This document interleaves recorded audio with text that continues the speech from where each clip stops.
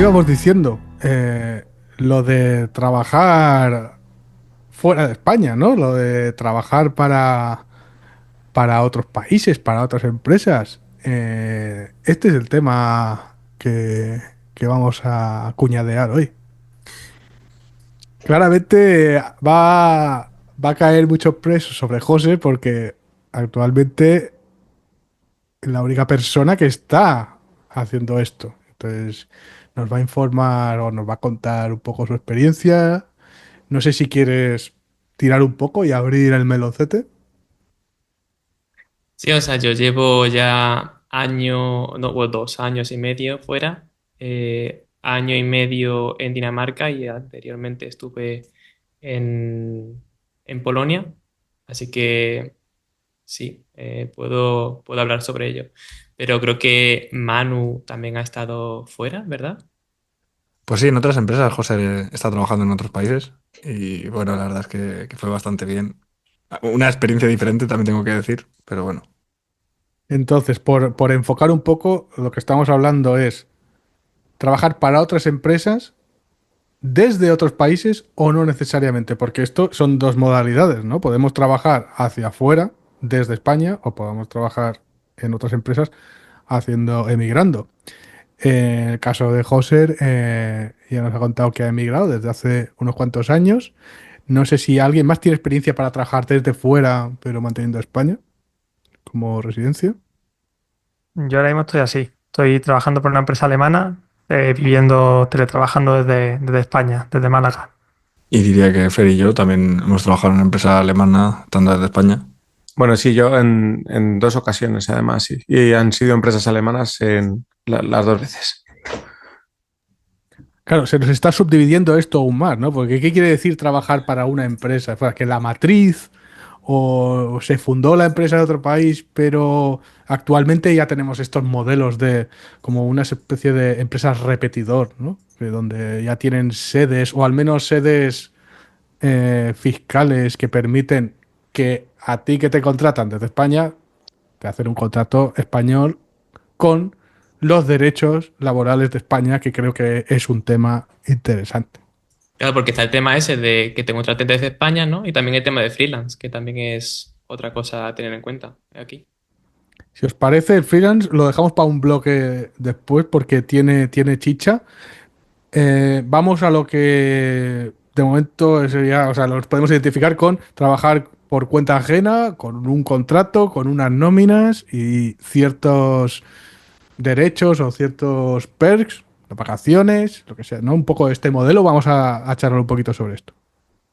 Antes de nada, también comentar que comentabas un poco, Víctor, que está el modelo este desde trabajar desde España para otro país, pero también hay empresas que te hacen trabajando para empresas sin sede fiscal. Lo que se hacen es una especie de... No es una subcontratación, ¿no? Pero algo parecido, ¿no? Como que hay un intermediario que se encarga de ofrecerte los mismos beneficios fiscales, entre comillas, del país en el que te encuentras, mientras que al final tú estás siendo contratado para una empresa final, ¿vale? Y bueno, hemos trabajado también Feri en esa modalidad y entre comillas está bien, a la par que tiene sus cosas malas, porque tienes una empresa de terceros, tienes que estar gestionando con los dos varias cosas en simultáneo. Pero bueno, simplifica el poder contratar gente que esté en otros países de manera, vamos a decir, sencilla y permitiéndole a las personas tener pues, los festivos de su país, de donde quiera estar, etcétera. Eso tiene sus beneficios, ¿no? Entonces yo diría que merece la pena incluso pensarlo. Claro, yo de este modelo, que es como empresa puente, vamos a llamarlo, el modelo empresa puente, siempre me he preguntado dónde se esconde el dinero. Es decir, normalmente estos modelos pasan donde un país donde hay unas rentas muy altas contrata en un país donde hay unas rentas menos altas, pero hay una competitividad profesional. Entonces, hay un margen suficiente para que una empresa puente pueda ofrecer estos derechos laborales del país origen del trabajador, absorber los costes, ganar un margen y cobrarle, digamos, por este trabajador a la empresa final. Entiendo que el modelo debe ser algo así. Yo para nada soy experto, pero siempre he preguntado, ¿cuánto margen debe haber aquí realmente? Bueno, yo sé que en España también incluso hay empresas que se dedican a facturar por ti. O sea, si tú estás trabajando por cuenta ajena y necesitas facturar algún tipo de servicio, para que tú no tengas que darte de alta de autónomo o lo que sea, pues también hacen ese tipo de cosas. En este caso, incluso yo no, a ver, es que lo encontramos ya en el tema de siempre, de se supone la cesión de trabajadores es ilegal. Yo no sé, creo que raya un poco, no sé si lo legal, lo ético o ambas cosas, pero bueno, existir existe. Yo puedo responder a la pregunta de Víctor de dónde está el dinero. La verdad es que no lo sé. Porque honestamente, si nosotros que hemos sido contratados así, hemos sido contratados no con salarios españoles, sino con salarios alemanes en su momento. Y con el salario más alto que te pueden ofrecer. Entonces, no sé cuál es el margen de beneficio ahí tampoco para ellos. Bueno, salarios alemanes para españoles, que es una variante. Sí, eso. Vale, entonces, dejando un poco atrás el modelo empresa puente, que digamos es un poco más raro, o no más raro, pero es un modelo. El otro es directamente que te contrate una empresa de fuera de España. Pero no lo sé, supongo que habrá algunos mecanismos para garantizar los derechos, porque esto es el tema, ¿no? Que yo le quería preguntar a José sobre esto. Claro, tenemos los que llevamos trabajando aquí mucho tiempo, tenemos como cosas muy asumidas que existen, como las vacaciones o como, yo qué sé, horas extra o cualquier cosa que es mucho nuestro pan de cada día, pero cuando nos vamos al extranjero, esto no tiene por qué ser así, ¿no? Claro, tendrás que informarte con recursos humanos sobre la parte de cuáles son mis derechos o leerlos tú porque, claro, va a estar, vas a ir a otro país al final y de seguro no vas a tener los mismos derechos. Entonces, por ejemplo, a mí me ha pasado que no hice la parte esa de leerlo y de leer los derechos del trabajador. Y, por ejemplo, ahora mismo en Dinamarca, como que hacer overtime es legal hasta ciertas horas, pero se te pueden obligar y el sindicato no puede hacer nada porque la parte esa está dicha, ¿no? O sea, está por sentada ¿cómo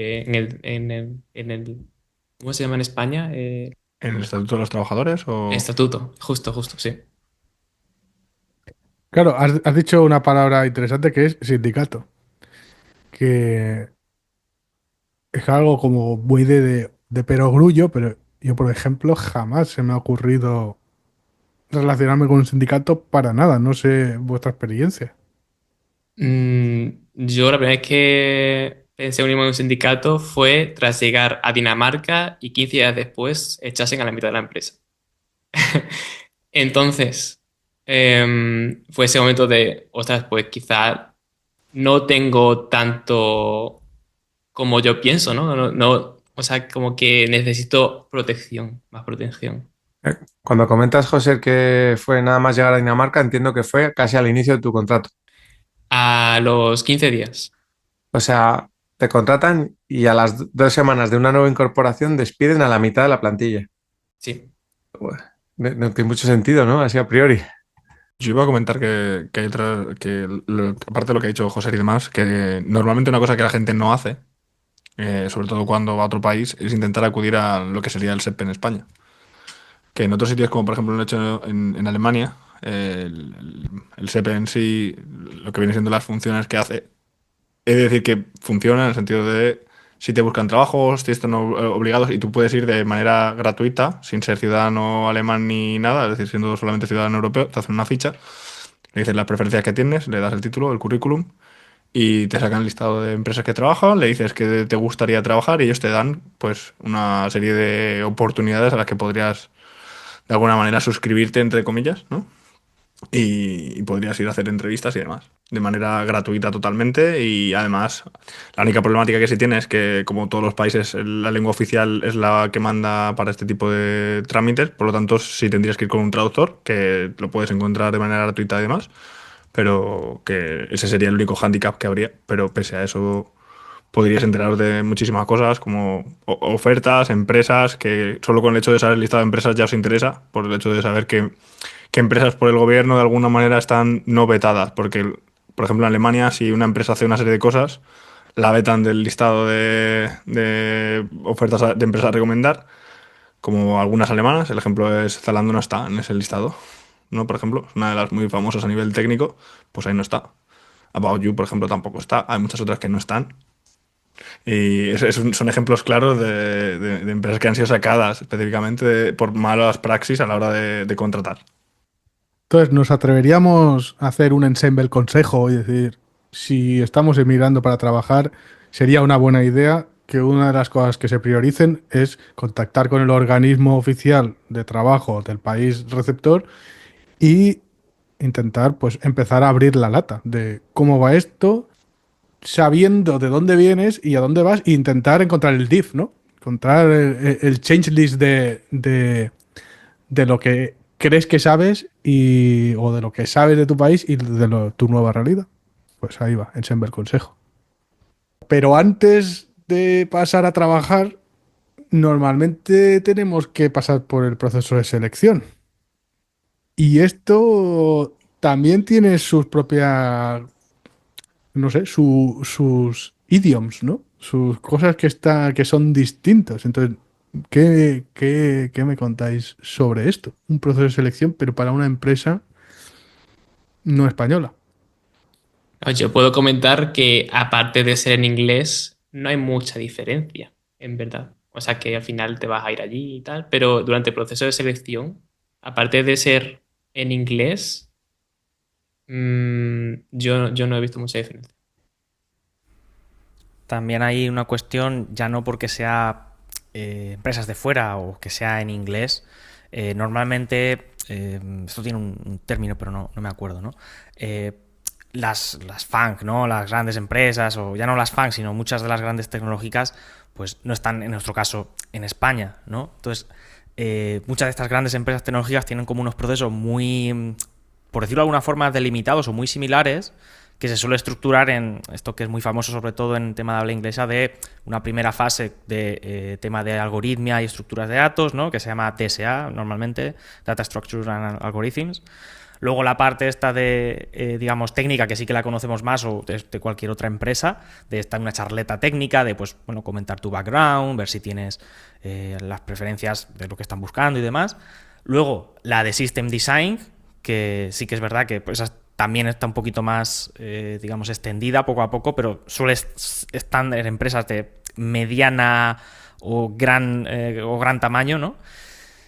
Y es un poco cosas que quizá no están como digo, no porque es la diferencia entre empresas de fuera de España y empresas de España, sino porque normalmente las empresas grandes no están en España, ¿no? Y ahí también es otra diferencia en los procesos de selección.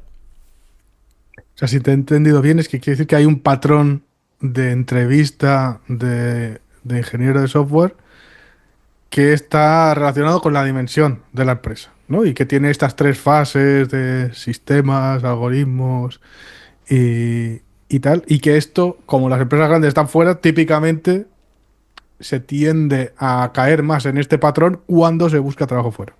¿Sí te he entendido bien? Sí, algo del estilo. Alguna empresa habrá, entiendo, en España, ¿no? Que también haya copiado o haya adaptado ese modelo, ¿no? Ese patrón de forma de hacer procesos. Pero vaya, yo lo que Igual he visto alguna empresa que quiera proyectarse internacionalmente. puede ser. Yo sí estoy también con José y con todo lo que se ha dicho. Es una época en la que hacía muchas entrevistas y no veo tanta diferencia clara entre las españolas y las de fuera, más allá del idioma. Aunque es verdad que en la empresa en la que estoy ahora, el proceso que pasé es de los que más he disfrutado hasta ahora. Me lo pasé genial y fue un proceso también de pruebas técnicas, entrevistas de diseño también de software, que está por aquí. Fue un proceso no muy largo, pero tampoco corto. Y algo que sí me gustó es que por política de la empresa, en el momento en el que te cogen, la primera semana ya la pasa allí en este caso en Alemania. Entonces va a la oficina, todo obviamente a su cargo y pasa la primera semana con el equipo conociéndole antes de empezar a trabajar en remoto, que ya sí que un poco más frío. Si es la primera impresión, no sé si también habéis tenido este tipo de experiencia. Me gusta mucho este comentario, Iván, y ya que vamos por aquí, hablando de recomendaciones de libros, yo tengo otro que se llama The Culture Map, que habla de este tipo de cosas. Por ejemplo, dice que en Alemania se busca como consenso global. Si no hay en una reunión no está todo el mundo de acuerdo, en principio no se considera que haya habido un acuerdo. Mientras que en España generalmente tendríamos un poco más a la mayoría. Lo que sí que diría antes de ir a trabajar, y aquí sería otro ensemble consejo, entender qué cultura de trabajo suele tener el país, como decía antes José, refiriéndose al tema no solo de tus derechos, sino también a la gente. Por ejemplo, Alemania es muy común que sea muy difícil hacer amigos en el trabajo o que te lleve muchos años hacer amigos en el trabajo. ¿Qué significa eso? Que si tú estás acostumbrado a que luego de trabajar, si vas a ir a otro país, te vas a tomar una cerveza con los compañeros y eso es algo importante para ti, pues a lo mejor esto es algo que tienes que sopesar, que valorar y que tener en cuenta. Y ni siquiera solo eso, también va a afectar cómo se comuniquen contigo, de lo que puedan hablar o no puedan hablar, de lo cercano o lejano que vas a estar dentro de la empresa. Y sobre todo al final va a determinar más si tú vas a encajar en esa cultura o no, o si ni siquiera te interesa. O sea, porque normalmente a veces hay mucho choque cultural. Entonces, tienes que estar preparado mentalmente, aunque parezca que no, para el posible choque cultural que te vas a encontrar, que posiblemente no sea pequeño. Qué guay esto que comentas, porque además esto es algo que últimamente está sonando mucho a raíz de toda esta guerra arancelaria que hay. Se está hablando mucho de cómo China tiene precisamente una cultura de trabajo que hace que no se pueda competir o que a priori tengan una ventaja competitiva precisamente por cultura, ¿no? Además de por conocimiento y por infraestructura, esto que o sea, es que ha sonado mucho por los expertos de la tele, ¿no? Esto del, ¿cómo lo llaman? De 9 a 9, 6 días a la semana, no sé. Claro, si estas cosas, que ya no es tanto un tema de derechos laborales que hablamos antes, es un tema cultural. Si no te informas antes, es posible que el choque no sea una sorpresa agradable. O todo lo contrario. Y de repente acabas en Suecia y hay una política donde las empresas subvencionan el gimnasio como de manera totalmente estructural. Todas las empresas, ya hay un sistema que funciona así y tú puedes irte a correr a las 12 una horita y volver. Y justo con esto que acabas de decir, Víctor, relacionado, por ejemplo, pongo el ejemplo de Alemania porque es el que más conozco, el que más cerca tengo. Pues ellos tienen 30 días de vacaciones. Aparte de tener 30 días de vacaciones, si te pones malo, tienes un número de veces que te puedes poner malo al año, pero tú puedes ponerte malo, no ir al médico y estar 3 días en casa. Cosa que en otros países como en España es imposible. De hecho, ahora el ir a tomarte un café, ya no, ni siquiera, o sea, todavía no, pero dentro de poco tendrás que cerrar, o sea, decir que no estás trabajando para ir a coger y tomarte un café y volver y locuras de ese estilo. Claro, yo puedo añadir aquí que aparte en Dinamarca son 37 horas semanales, no son 40. Y aparte también muchas cosas que comentaba, ¿no? Parece que Dinamarca y Alemania tienen en común. El tema de la cultura me parece muy interesante el hecho de profundizarlo. Ahora me estaba leyendo un libro de Kim Scott, el de Radical Candor, creo que Fer también se lo está leyendo, ¿no? Y hay una parte en la que habla precisamente de esto, al final el libro va de hablar con claridad, de desafiar ideas, de expresar para poner puntos en común sin llegar a ser agresivo. Y habla como pues a los japoneses esta idea igual les costaba un poco más porque les gustaba más un modelo de insistir de forma amable más que desafiar de forma directa. Aunque se parezca mucho, al final es cuestión de adaptarse a esa cultura, a ese entorno, entenderlo y no forzar lo que funciona en América en otro continente, en otro país.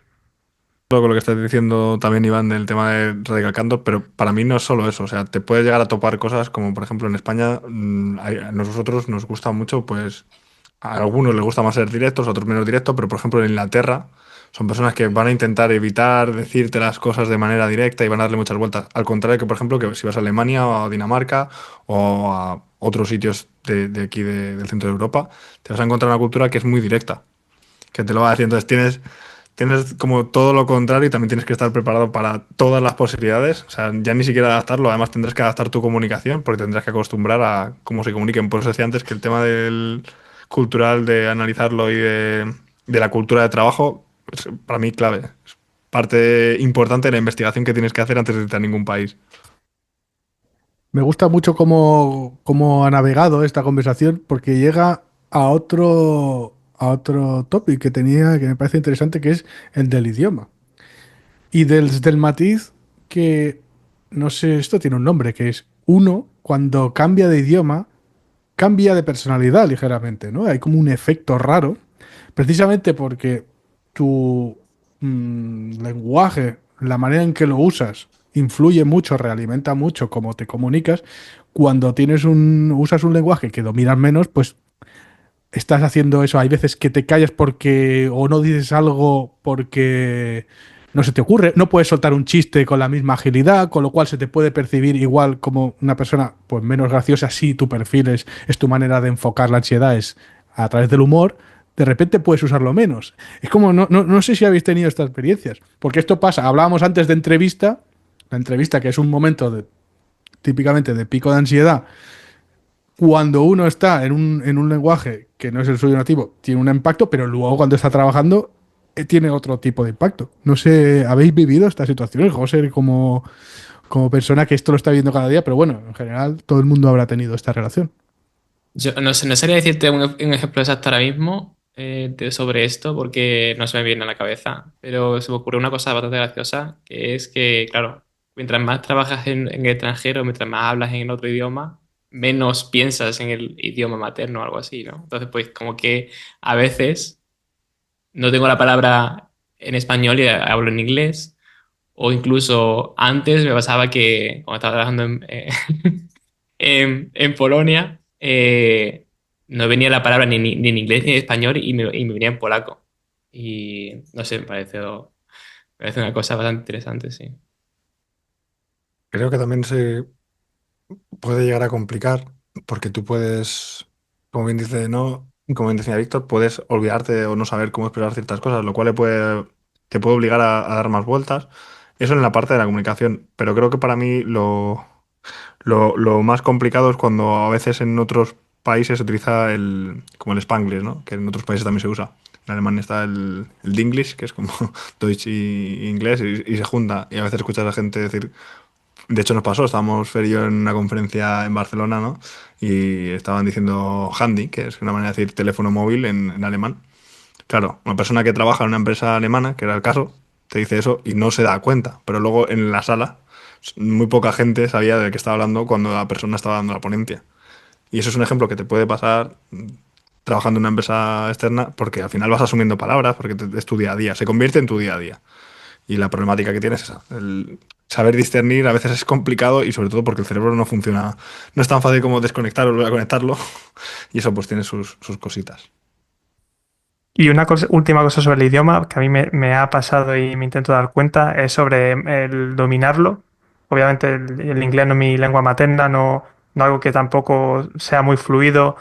Entonces yo noto que no se me da tan bien, pero nadie me dice ni me da feedback constructivo ni positivo ni nada sobre el idioma. Entonces yo hay veces que noto que es un obstáculo y no sé hasta qué punto es algo que haya que dejarlo, haya que esperar a que se acostumbre. Yo sí me estoy formando porque me doy cuenta de que es un obstáculo y lo quiero reforzar, pero igual si nadie te dice nada, hay empresas que ponen facilidades, puede ser un tema, ¿no?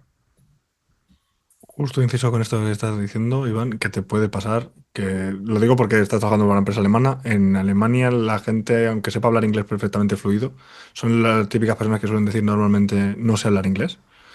Y esto es porque ellos tienen muy arraigado que si no hablas perfectamente el idioma, es como que no sabes hablar el idioma. Por lo tanto, no te van a dar feedback. Posiblemente a veces intenten cambiar o de tema o incluso de lenguaje, si eso, si hace falta, pero no te van a decir nada. Claro, entonces tenemos por un lado el idioma, por otro lado tenemos la cultura, por otro lado tenemos también, de alguna manera, los patrones de comportamiento de las empresas, que tienen un poco que ver con todo. Es, claro, igual nosotros en España estamos acostumbrados a un rol muy de empresario, muy de pirámide de liderazgo, ¿no? Donde hay un jefe y luego cascadea una cadena de jefes. Esto estaba hablando en general, el software es cierto que se ha adaptado un poquito más, pero que tenemos una cultura muy de pirámide de responsabilidad o de pirámide de mando y que resiente la confianza, por supuesto, y el ownership, pero igual hay otros países que esto lo tienen muy superado. y de repente te encuentras con una libertad eh, poco familiar. No sé si habéis vivido esta experiencia anda, es que estoy esperando que alguien me dé una orden y esto no va a pasar. Pues a mí, precisamente en este último trabajo, me ha sorprendido también, porque vengo de una empresa muy pequeña, una startup en la que no era muy jerárquica, pero sí que había una cadena de mando y había ciertos roles y decisiones que pues tomaban ciertos cargos directivos, y en esta no está esa jerarquía tan marcada. De hecho, hay mucha más autonomía en los equipos y hay mucho más capacidad de tomar decisiones que impacten al producto desde cualquier individuo, desde una persona que acaba de entrar hasta una que lleva 5 años. Hay directivos que dan ideas y las rebaten y las tiran hacia otra dirección. Entonces eso me sorprendió bastante. Creo que es parte también de la cultura de esa empresa en concreto. Yo puedo decir lo mismo. En España estuve en una empresa más o menos pequeña y sí sentía que la gente estaba encima de mí. Luego en Polonia, como que era otra empresa más o menos pequeña, pero un poquito más grande, entonces pues aparte se sentía un poco más libre, pero al mismo tiempo era como tenía todo el día al lead o al manager encima. Y de hecho aquí en Dinamarca es como dice Iván, que tienen en cuenta la opinión de de todas las personas.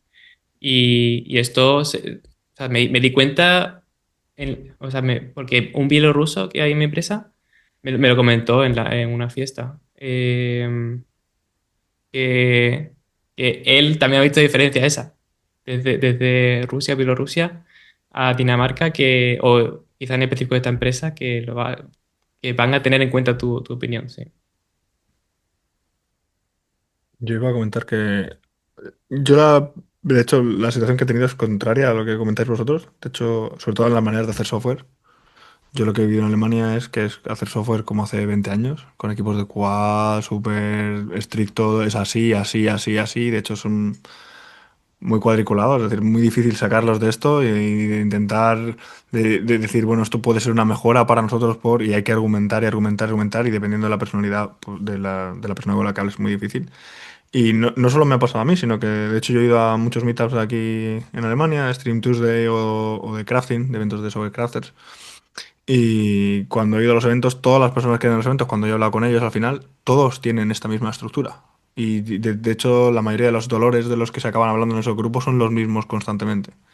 Lo cual me resulta interesante, ¿no? Porque al final, yo que he estado en ambos, en los de España y los de Alemania, veo muchas similitudes, a la par que aquí, por la manera de trabajar, también sé que son más estrictos en ese sentido, con lo cual me choca mucho, ¿no? Porque, claro, en los otros es que o lo que yo he vivido, ¿no? En España muchas veces es como no se sabe mejor, no se intenta hacer mejor y luego aparte eso como que se segrega un poco la cultura. Aquí es un poco, sí sabemos lo que es y de hecho ahí hay una manera, no me acuerdo cómo es de expresarlo, ¿no? Pero hay mucha gente en Alemania que suele decir, pues las cosas son así y lo dicen con una certeza muy grande, ¿no? Y es muy difícil rebatirle las cosas, o sea, como que saben como que creen saber de exactamente de qué están hablando y es muy difícil, ¿no? Revertir ese pensamiento de creo que estoy en lo correcto en base a mi opinión, percepción o experiencia que otras personas, ¿no? O lo que me haya podido encontrar en España, que es muchas veces más el desconocimiento de no sé hacerlo de otra forma y ese es como se hace siempre. Entonces, esas son las dos culturas que yo sí me he encontrado. Son los behemoths de la vehemencia, ¿no? O como aquí en el podcast, que también somos bastante de hablar como si supiéramos de lo que estábamos hablando.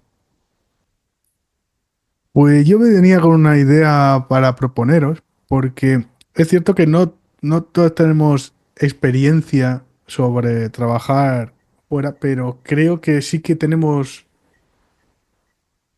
todos la experiencia de recibir a alguien, ¿no? Entonces proponía darle esta vuelta al calcetín a la idea del programa e intentar ver desde cuando nuestra empresa recibe a alguien de fuera, cómo nosotros nos comportamos, cómo acogemos, cómo percibimos estas diferencias.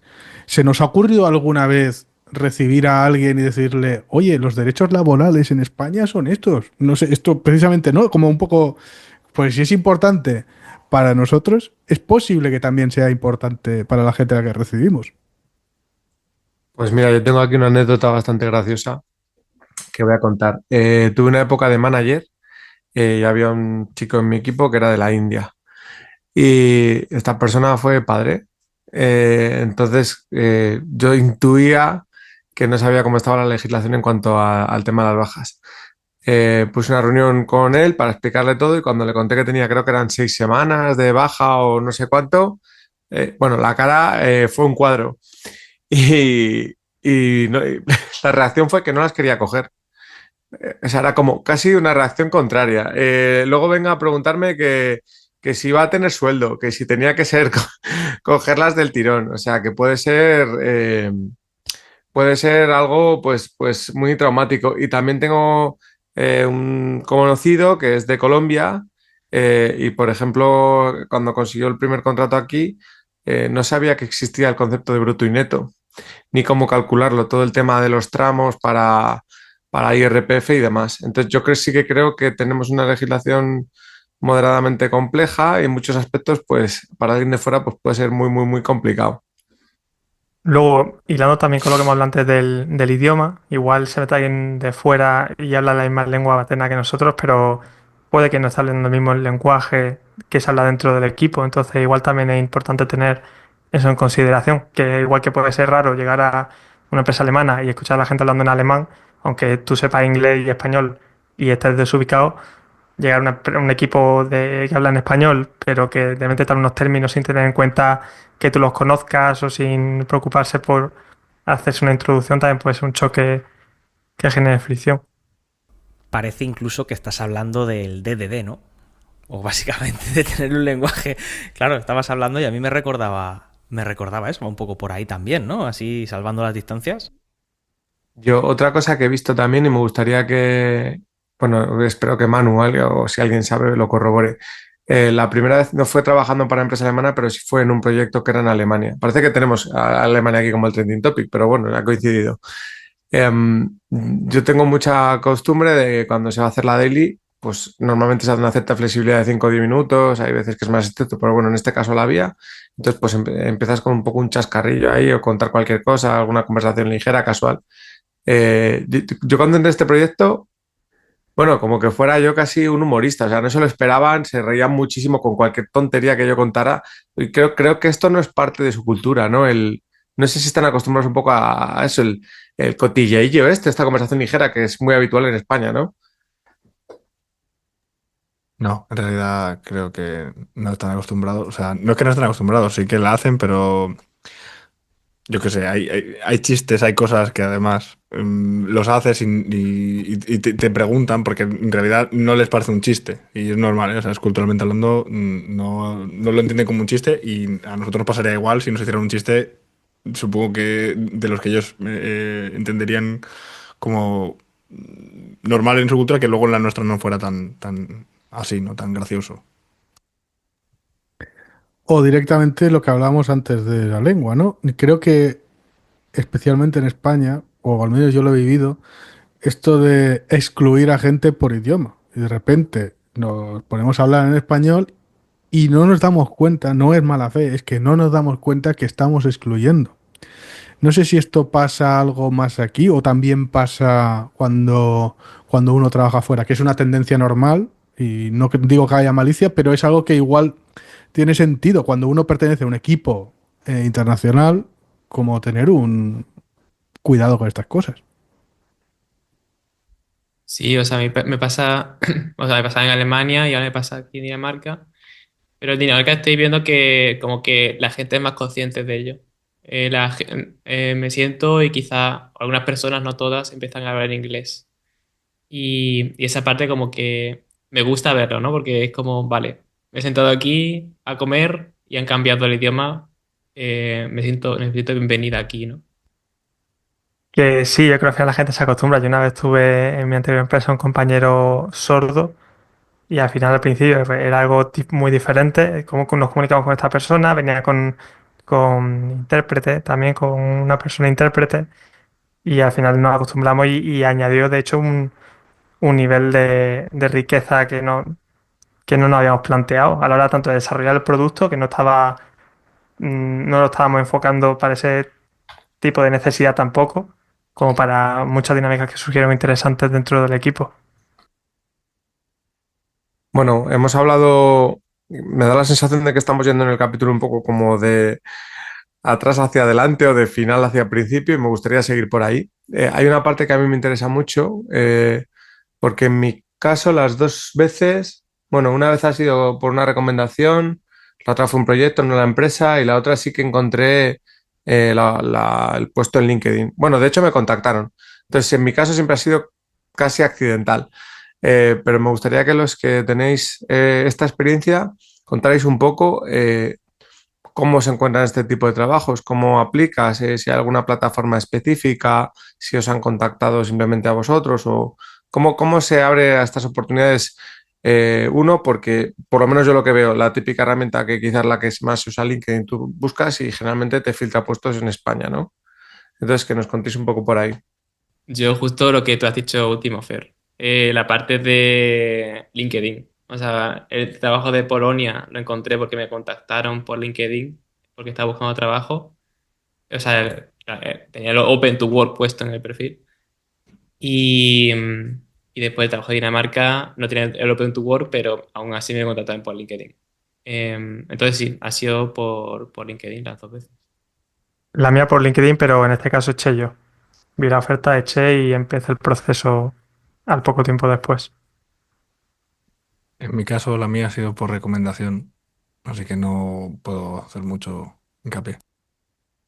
Yo puedo decir que si está buscando trabajo en el extranjero, o sea, aparte de lo que ha dicho Manu del CP de allí, también, por ejemplo, en videojuegos en Polonia, hay una página web para eso, o sea, para informarte de, o sea, que la gente, las empresas postean ahí sus vacantes. Yo creo recordar que también hay portales especializados en esto, ¿no? No sé si el remote es especializado, pero un poco esta idea de cobra un sueldo americano trabajando desde fuera, ¿no? Un poco esta idea y sé que hay cosas muy especializadas. Yo tengo que decir que a mí siempre me ha generado cierta incomodidad esta idea, ¿no? Este siempre ha hecho sentir, no, me están contratando porque soy barato. Como que mi valor principal es que soy barato y luego viene mi competencia. Entonces me gusta mucho, yo por lo menos valoro mucho estas empresas que dicen, no, no, nosotros pagamos esto por este puesto y nos da igual de donde seas. No hay una ponderación en base a no sé qué. No sé si sabéis si habéis visto esto, ¿no? Porque claro, es que este es otro tema. Tú trabajas para afuera, pero por otro sueldo, distinto al de tu compañero. Bueno, yo creo que en este caso, ahora mismo, Europa, especialmente España, somos bastante atractivos, porque sí que creo que tenemos un poco los estándares de calidad europeos, pero tenemos sueldos también europeos y en concreto en España de Europa del Sur. Entonces yo creo, Víctor, que es un balance de las dos cosas. Yo sí que tengo conocidos que están trabajando en empresas de California y claro, los sueldos pues son estratosféricos comparado con lo que se puede tener en España, pero también conozco gente con malas experiencias en este caso, son compañeros que han estado más en Product Ownership Management, que han contratado incluso equipos completos en otras zonas y ha funcionado mal. Entonces, pues bueno, el precio no lo es todo. Supongo que igual que cuando compras cualquier otro tipo de bien o producto, aunque bueno, las personas somos personas. No sé si alguien tiene preparada la cuote de hoy, pero creo que llevamos un ratete aquí bien bueno hablando. Yo puedo hacer una pseudo cuote, pero es que es un parafraseo de Xavi Ghost que habla muy bien sobre esta idea de cómo el romper los patrones culturales hace que emerjan las grandes ideas. Como que si al final yo estoy trabajando con mm, personas blancas heterosexuales de 40 años, el espacio que tenemos entre los unos y los otros es muy estrecho y ahí pasan pocas cosas. Hasta que no trabaje con una Oh, chica negra de 19, ese no encaje de pieza hace que explote todo, ¿no? Y aparezcan las cosas de manera... Pues eso, que si solamente tienen menos ingredientes, pues te sale menos variedad de platos, ¿no? Por decirlo así, si hay más para elegir. Muy guay. De hecho, conforme lo ibas diciendo, Víctor, me iba sonando al queso suizo, pero lo contrario de la metáfora del queso suizo que se dice de mete varias Correcto. lonchas para que no haya agujero, al revés. Aquí quieres Correcto. meter más agujeros para que las ideas fluyan a través del queso suizo, sino una loncha gruesa en la que todo es lo mismo. Vale, o sea, la metáfora del queso suizo, para los que estamos en casa que se llaman Fernando Alcaz, es que dice que si desordenas las lonchas del queso, quitas los huecos, ¿no? La multiculturalidad en un equipo es favorecida por la metáfora inversa a la del queso suizo. En lugar de un gran tronchote, queremos que las ideas fluyan por los agujeros.